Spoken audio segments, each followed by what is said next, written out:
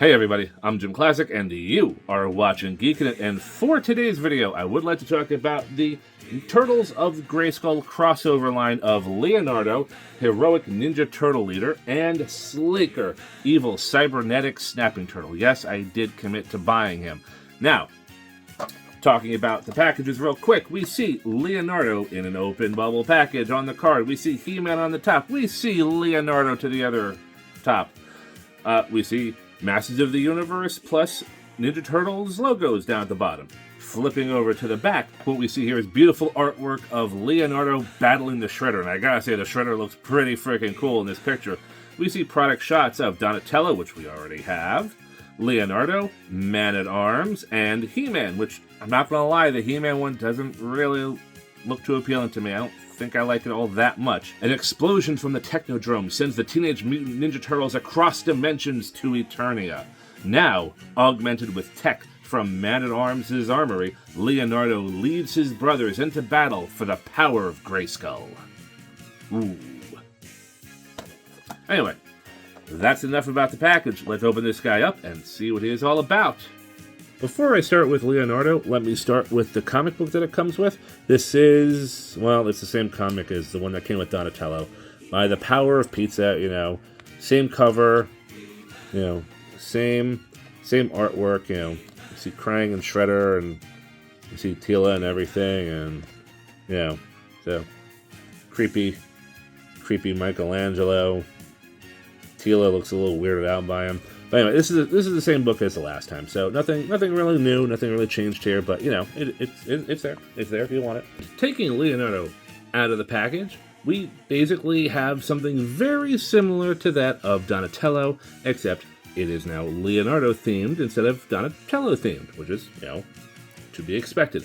So what we got here is a Masters of the Universe style of Leonardo. We have the very He-Man-esque body type, and not your typical Ninja Turtle design, that's for sure. And we'll take these swords off. We'll take them off. We'll get back to them a little bit later. But what we have here is armor plating, shell-themed armor plating. We have the body harness, kind of similar to He-Man's, but it's got like the fur here on the back, and this is the harness is molded, soft molded plastic. So are the armor pads. They are kind of a softer plastic.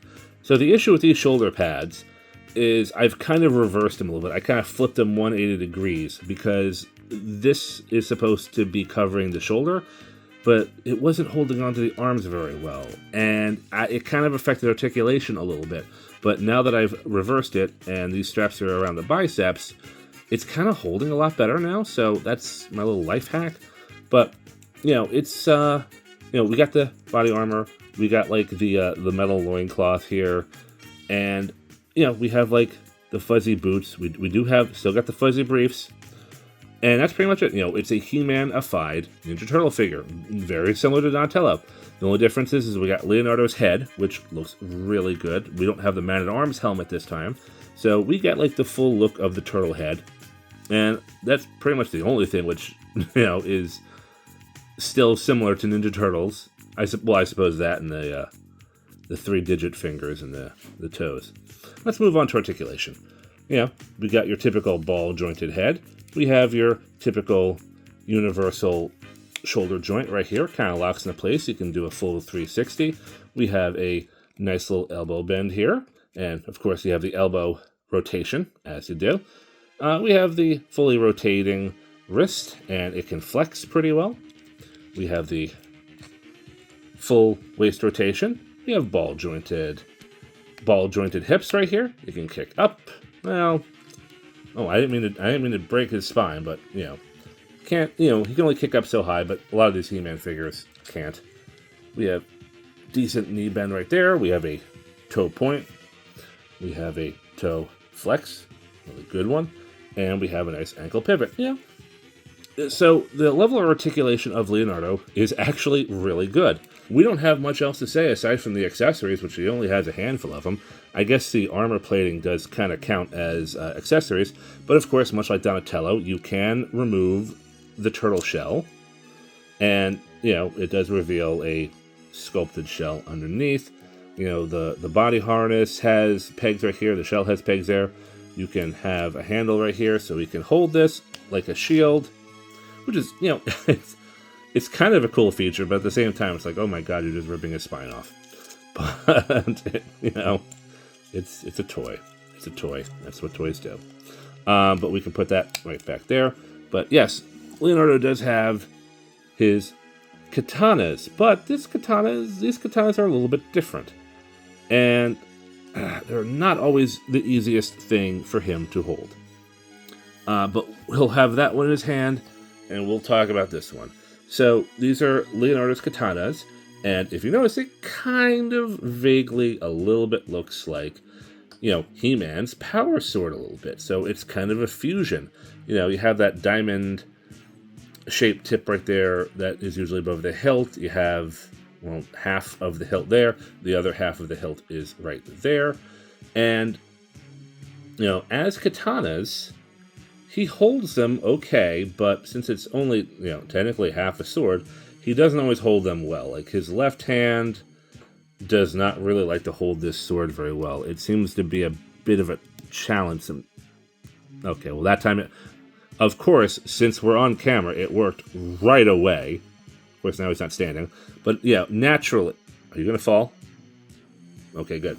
So, naturally, the minute I'm on camera, he holds this sword right away. And usually it takes him like a minute just to get it positioned properly. But, either way, he does hold both swords. And these are some pretty cool katanas. You can get some nice poses out of them. You get some cool just action shots and, just Leonardo Ninja Turtle action poses. But, of course, the katana does have that other feature, which I'm sure you've already noticed. It has these pegs. And what we do is we just basically peg everything together. Peg that together. Da-dun, da-dun, da-dun, da-dun.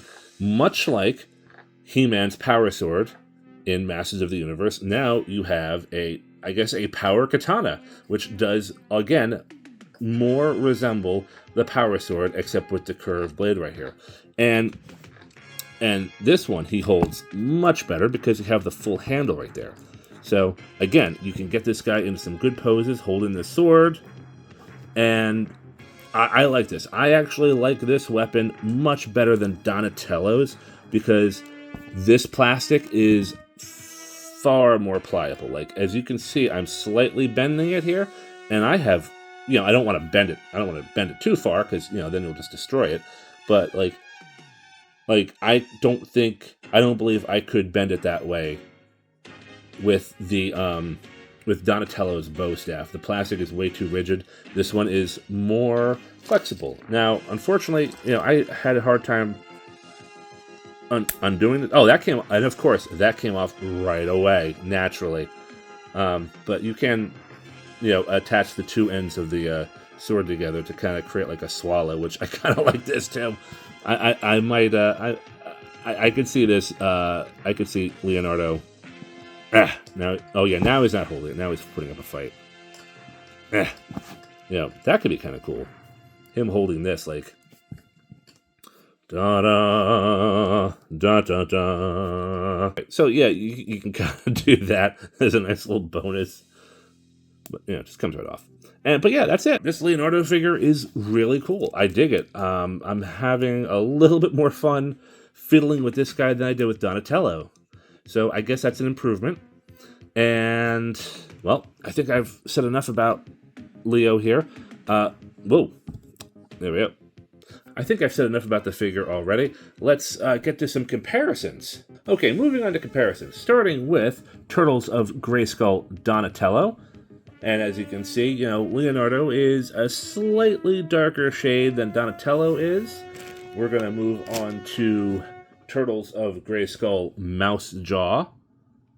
And he's standing. That's good. We are going to also include the Filmation or cartoon accurate version of Teela. And is she going to stand? Uh-oh, she's not going to stand. Hold on.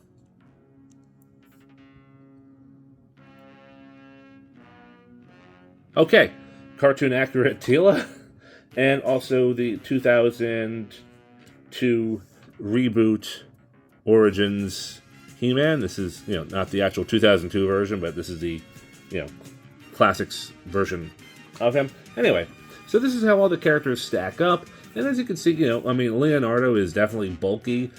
He might even be a little bit bulkier than He-Man here, but he looks good. It looks like he does fit into this world. Even animation accurate Teela there. Everyone looks like they fit into this world, and it looks good. I'm so far. Mouse Jaw. Hopefully, I'm hoping Mouse Jaw was just the odd man out, and that's the reason why. That's, if you remember from the last video, he broke. The Mouser broke. And, but other than that, Leonardo's good. I like him. I like this figure a lot. And, well, now that I've gotten him out of the way, let's talk about Slaker next. Moving on to the Slaker figure. Well, first off, he looks huge in the package. Alright? He looks freaking gigantic.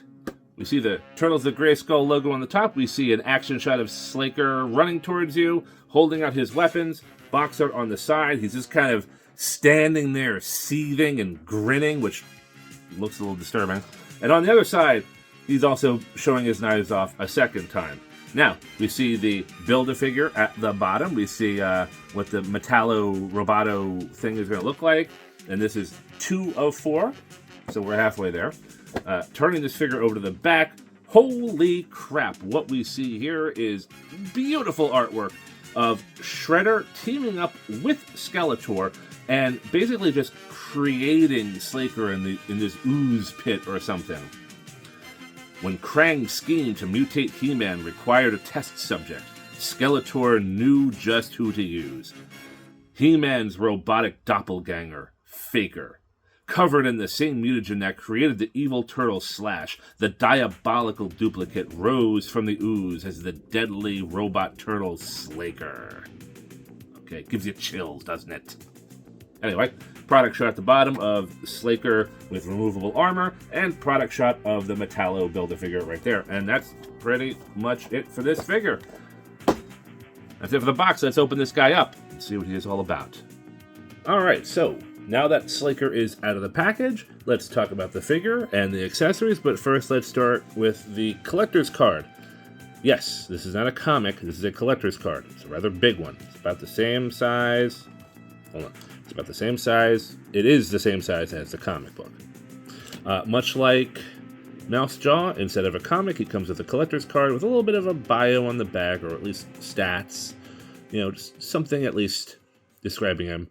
Near perfect replica of He-Man. Let's see. Faker, superhuman strength, robotic exoskeleton, Slash, evil mutated snapping turtle, Psycho with a spiked shell, ooze for brains. And he's the cybernetic snapping turtle, so I guess he's like, the fusion of, Faker and Slash. And first up, really cool artwork. Look at that. He is just charging at you with his weapons. He's like the sewers and the ooze he's running through and the caverns. And it looks, I really like this artwork. I have to find something. I gotta find some kind of a slipcover to protect this with, because this is, I don't know how this is gonna fit with my collector's card collection, but I gotta find something big to put this thing in. Anyway, I dig it. We will move on to the accessories later. We're just going to talk about the figure first and foremost. And Slaker is definitely on the deluxe scale. He is bigger than your regular Masters of the Universe figure. And just look at this guy. The card said it. He's a psycho. He looks like a psycho. Starting with the head sculpt. Yeah, look at that face. Oh my god. I love this look on his face. He is absolutely nuts. You have this big toothy grin. You have this really crazy gold cyborg eye right here. You got like the cocked eyebrow. You got like the cool, like the bandana blowing in the wind, which is kind of soft plastic, so that kind of works. And the cool thing which I find about this toothy grin is that you can see through the other end. This is not solid plastic in here. You can see through the other side. Let's see if I can get this right. I don't know if I'm doing it right, but you can see kind of the inside of the mouth a little bit, and you can, if you position it right, you can see through the other side. Now, there is an issue here with a seam line here right at the jaw. At first, I was like, oh, can the jaw open and close? But it can't. It's just a seam line. So that kind of takes you out of that suspension of disbelief just a little bit. But just overall, look at that face. Wowzers, man. So, we have, this is your not-so-average He-Man body. This is definitely a bulkier torso and legs and arms. Well, I don't know about the arms. We'll find out about the arms in a minute once we do the comparisons. But this is a bulkier frame. The body armor is soft plastic. You see this cool, like, tampoed robot detail, which they look like pepperoni pizzas instead of reel-to-reel recorders like Faker has. So that's kind of a fun little thing.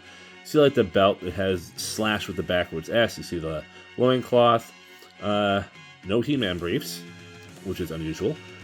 I want to say these arms are bigger than your average Masters figure as well. They look a little bit bigger. I kind of have Leonardo off to the side here, and I'm going to say they are bigger. So I don't think anything from this figure is reused from your standard Masters figure. He's wearing Beastman's armor, and he's got this cool snapping turtle shell in this like almost metallic type of purple. Got the belt, which he's got the weapons holder, which I forgot to show that off when I was talking about Leonardo. But cool little weapons holder back there, and got the big legs. We got the He-Man boots. He's got the two toes. And that's kind of it. That's pretty much it for the figure. I mean, he looks good. He stands good. Well, all right, he's not standing good now because he's putting up a fight. But he's a psycho. Psychos don't have to do what they're told. Anyway, so yeah, I mean that's pretty much it for Slash and how he looks. Same level of articulation. Got the ball jointed head. Pretty much got the universal joints there. He's got the elbows. He's got the fully rotated wrists. He can flex a little bit. He's got the rotating waists. Got the ball jointed hips. He can kick up. He's got the knees.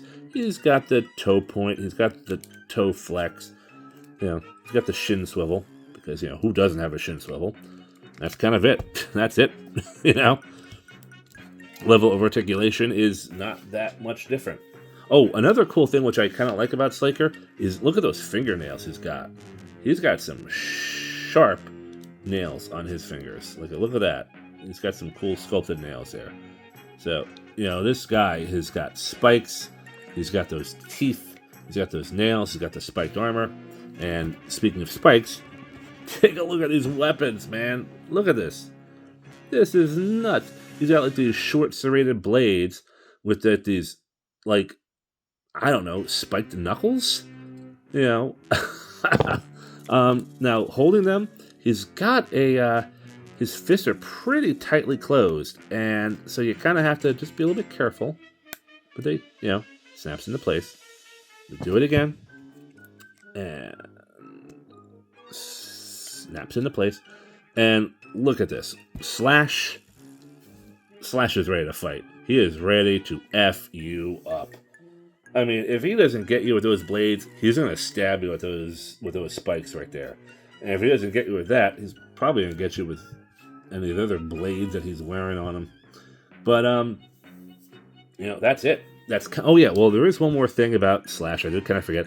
Much like the Ninja Turtles, the shell does come off to reveal a shield. See the handle right there. The weird thing is that Slaker doesn't have a sculpted turtle shell. He just has the muscly back. That's a bit unusual. I'm wondering what the deal is with that, or is that like the cyborg element that he actually has a real spine now? But yeah, he can hold this like a shield. But nah, I don't think Slaker is the type of guy to really have a shield. What do you think? I mean, he's the type of guy who's going to go in there and just fall over. That's the type of guy he is because he's a psycho.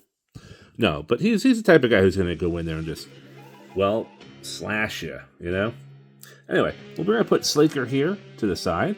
This is part of the Roboto Metallo Build-A-Figure. So he comes with Roboto's head, or Metallo's head, and we have the briefs and the legs. So the briefs and the head. And for those of you who remember, with the Mouse Jaw character, we got the weapons and we got the right arm.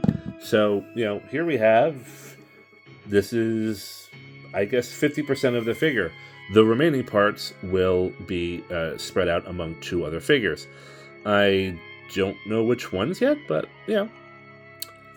so far so good. We're getting this robot Metallo guy at least getting the parts ready.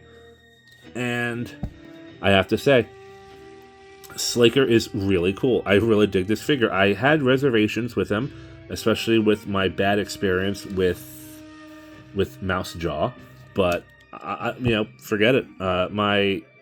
My concerns have been abated. I think Mouse Jaw was just a fluke.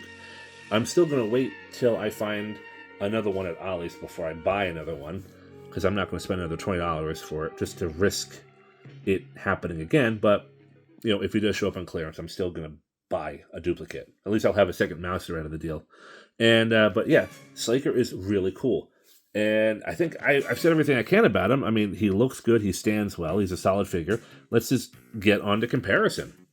All right, let's move on to comparisons. We'll start with Turtles of Grayskull Mouse Jaw, and we can see that at least even compared to Mouse Jaw, Slaker is significantly taller than Mouse Jaw. We're going to move on to Skeletor, the Origins 2002 remake version, which, his face is covered. There we go.